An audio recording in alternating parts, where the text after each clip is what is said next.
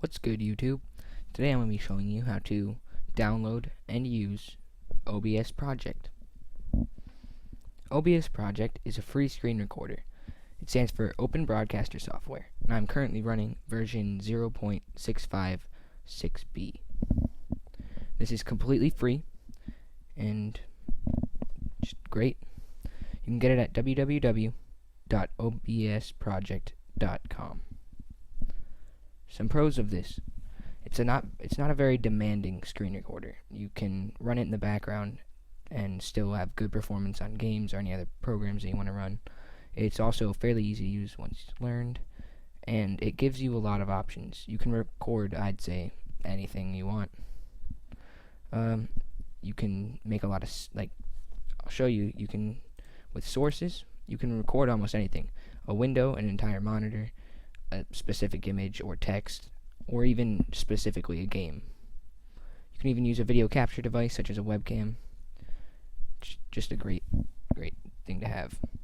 Another thing I want to point out is that the developers and the community for this software are very great.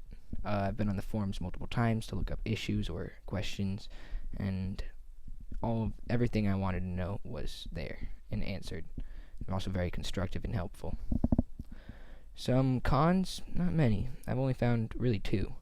The first one is it can take a little bit to get used to. It's not like Bandicam where there's like one thing you can do. You just record your screen. That's it. And another problem is selecting MP3 audio output. I'll show you the audio output in a little bit, but selecting MP3 as your audio output does not work. It will not produce any sound whatsoever in the MP4 in the final product. You have to use AAC audio encoding to have actual sound in your videos. That being said, now how to use. So first off, with OBS, you have two things. You have scenes and you have sources. Scenes are I like to think of it as a folder and files. So how to create a source. Sources are, as I showed you, all the different things you can record with. Video capture, window capture, monitor, but I'm really only going to go over window capture and monitor capture, since those are really the only two that you're probably going to use for most things. If you're a streamer or anything, you could also use a video capture, but I don't stream, so I don't know how to do that. Creating a source. You have all these different options. First, you have window capture. When you open up a new source, you can enter a name for it, anything you really want. I'm just going to keep it at window capture. Once you get in here, you can select the window. So this will record a specific window, such as OBS Project in the background here. You can select, these are just all the things that I can record right now. But really, just pick any window that's open. You can either select the inner window, which is just the window itself, or the entire window. This will include the border on a windowed game or other bordered window, and record that border, and sometimes might include a little clip of your desktop background as well. So be careful using that. You can adjust gamma. You can choose whether or not you want to capture your mouse cursor. So that's, I don't know, I'll just keep that on. I could see how that would affect games and other things. You can also set the base resolution for the window, but I'm not going to do that.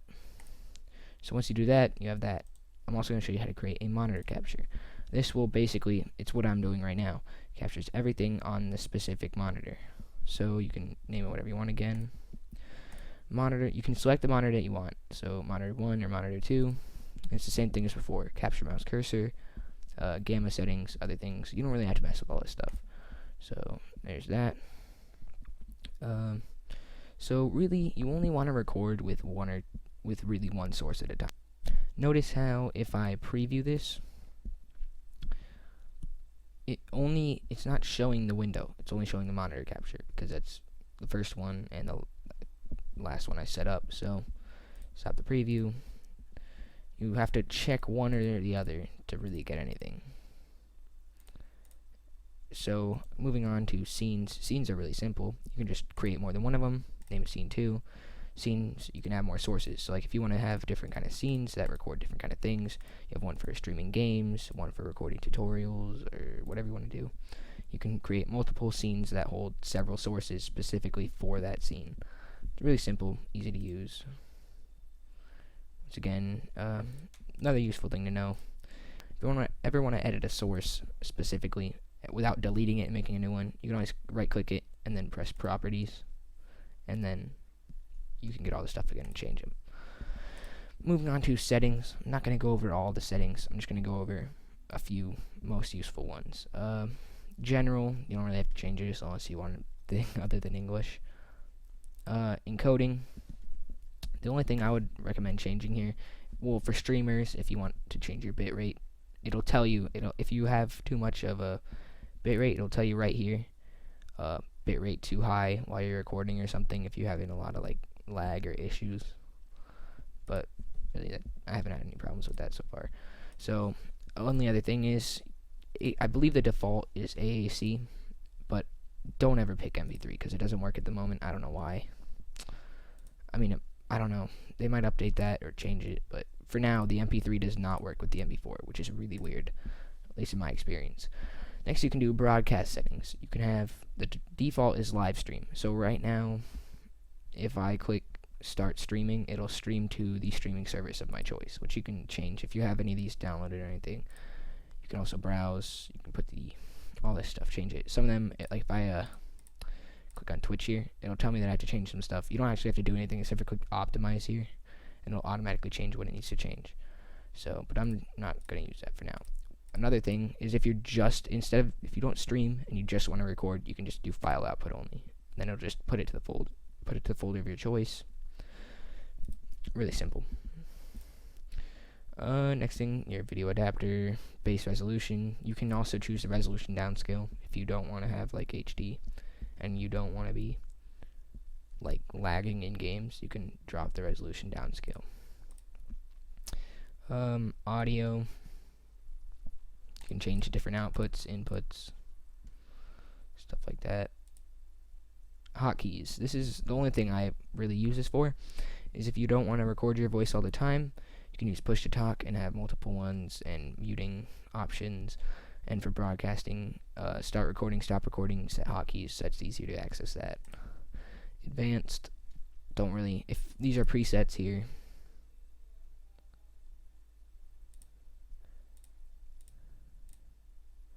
But other than that, really, I mean, CPU presets pretty useful, because if you don't want to,